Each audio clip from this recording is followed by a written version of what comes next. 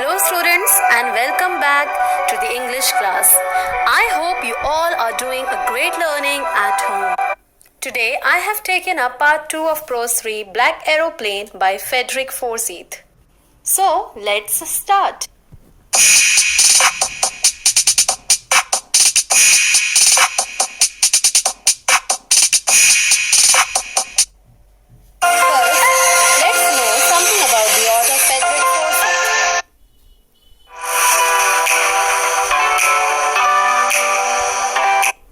The given picture is of the author Frederick Forsyth. Frederick Forsyth was born on 25th August 1938. He is an English author and occasional political commentator. He is best known for thrillers such as The Day of the Jackal, The Odessa File, The Dogs of War, The Fourth Protocol, The Fist of God, The Veteran, Avenger, The Afghan, and The Cobra. Now let's have the introduction of the story. The story Black Aeroplane is about a pilot who feels happy and contented to fly over a city that is sleeping at the night time. He is flying from Paris to London. The pilot is lost in storm clouds. Does he arrive safe? Who helps him? To know these answers, let's get into the story. The moon was coming up in the sky above the author, and the stars were shining clear in the sky above him. There wasn't a cloud in the sky. The author was very happy to be alone high up above the sleeping countryside. He was flying his old Dakota aeroplane over France back to England. He was dreaming of his holidays and looking forward to being with his family members. Then he looked at his watch. It was 1:30 in the morning. He thought that he should call Paris Control soon. So, as he looked down past the nose of the aeroplane, suddenly he saw the lights of a big city in front of him. He switched on the radio and said, "Paris Control, Dakota DS-088 here. Can you hear me?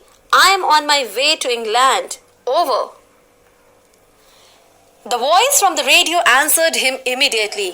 "DS-088, I can hear you. You ought to turn 12 degrees west now. DS-088, over." So the author immediately heard a voice coming from the radio, and they answered to the author advising him to turn 12 degrees west then. So the author checked the map and the compass, switched over to his second and last fuel tank, and turned the Dakota 12 degrees westwards. Then he thought that he will be in time for breakfast, and that too he wanted to have a very good big English breakfast. Everything was going well for the author. It was actually a very easy flight for him. Paris was just about 150 kilometers behind him when he saw the clouds. Storm clouds, they were huge. They looked like black mountains standing in front of the author across the sky. The author knew that he could not fly up and over them, and even he did not have enough fuel to fly around them to the north or south. So he thought he should go back to Paris. But as the author was in desperate need to go back to his home, and he also wanted to have that breakfast, so He thought he will take the risk of going inside the storms. So, the author flew that old Dakota straight into the storm. Inside the clouds, everything was suddenly black. It was impossible for the author to see anything outside the aeroplane. The old aeroplane jumped and twisted in the air. He looked at the compass, and the author couldn't believe his eyes. The compass was turning round and round and round. It was dead. It would not work. The other instruments were suddenly dead too. The author then tried the radio. Paris control, Paris control. Can you hear me? There was no answer. The radio was dead too. Now the author had no radio, no compass, and even he could not see where he was. The author was now lost in the storm. Then, in the black clouds quite near him, the author saw another aeroplane, which had no lights on its wings, but the author could see it flying next to him through the storm. The author could see even the pilot's face turned towards him, and the author was now very glad, very happy to see another person. And he also saw the other person lifting his hand and waving at him. Follow me, he was saying. Follow me. He knows that I am lost, I thought. The author heard a voice asking him to follow him. So the author felt that the strange person in the strange aeroplane somewhere knew that the author was lost. And so he was trying to help the author. He was very happy to go behind that strange aeroplane just like an obedient child. The author was very happy now.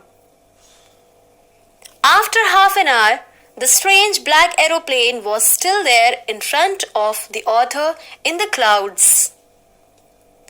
Now there was only enough fuel in the old Dakota's last tank to fly for 5 or 10 minutes more. So now the author started to feel frightened again. But then he saw that the strange aeroplane had started to go down. And so the author too followed the strange aeroplane through the storm.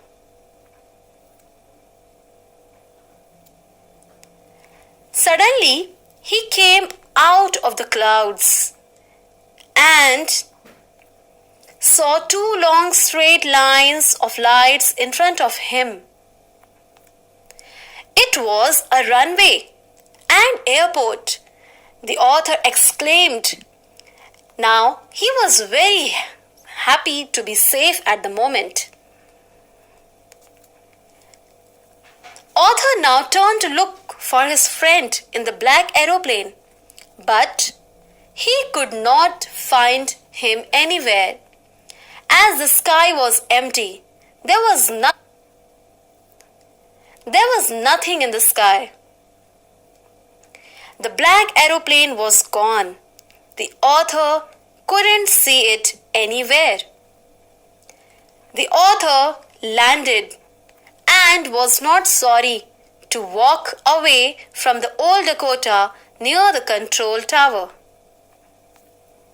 He landed, and then he went and asked a woman in the control center where he was and who the other pilot was, as the author wanted to thank the other pilot for making him reach safely. But the lady looked at the author very strangely, and then she laughed. And then she said, "Another aeroplane." She was surprised. She informed the author that there was no other aeroplane up there in the storm. And she also informed him that she could see only one aeroplane flying that night on the radar. The author was now puzzled. He kept on questioning who helped him to arrive there safely without a compass or a radio and without any more fuel in his tanks. The author kept on thinking and questioning himself. Who was the pilot on strange black aeroplane, flying in the storm without lights? So, dear students, who do you think had helped the author? Or was there really any aeroplane? Just think and let me know in the comment section. Now, let's have a glance on the summary of the story.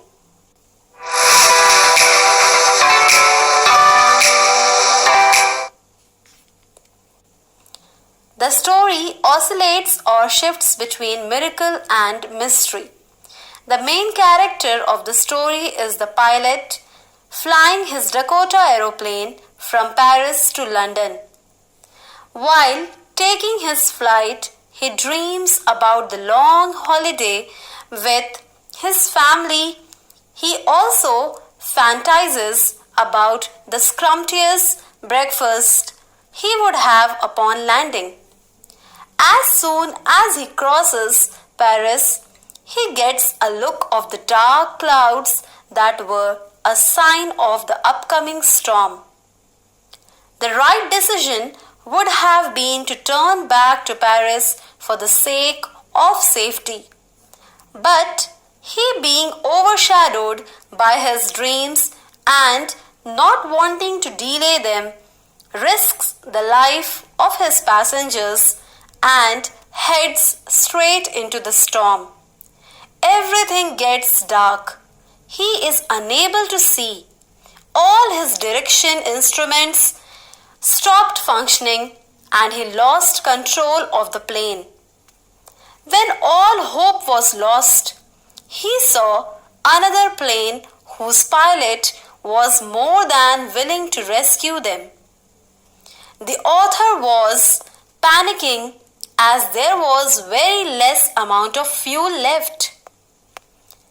The anonymous pilot guided them out of the storm and disappeared as soon as they saw light. Upon landing, when he asked the lady in the control room about the other pilot, he is left in shock when she says that his was the only plane in the sky. Let's understand the message given by the author Frederick Forsyth through the prose Black Aeroplane.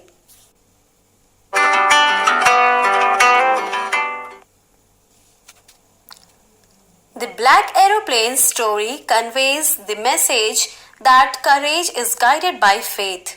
The pilot of Dakota plane was an experienced flyer, but he also got panicked when he got engulfed in the black storm. Still, he kept trying to reach to safety with the help of guide instruments in his plane. When all the instruments too got jammed, and he suddenly found a mysterious black plane that guided him. It was perhaps the pilot's courage that gave him faith, and he managed to find his way out of the storm. So, faith is important to guide courage in the proper direction. The story also gives the message that one should never give up in the face of adverse times. Difficulties should be taken by the horns and hope should not be abandoned. So, dear students, I hope that you have understood the story. If you have any queries, please let me know in the comment section. So, thank you students. For today, I am signing off. See you in the next video. Till then, bye bye. Take care.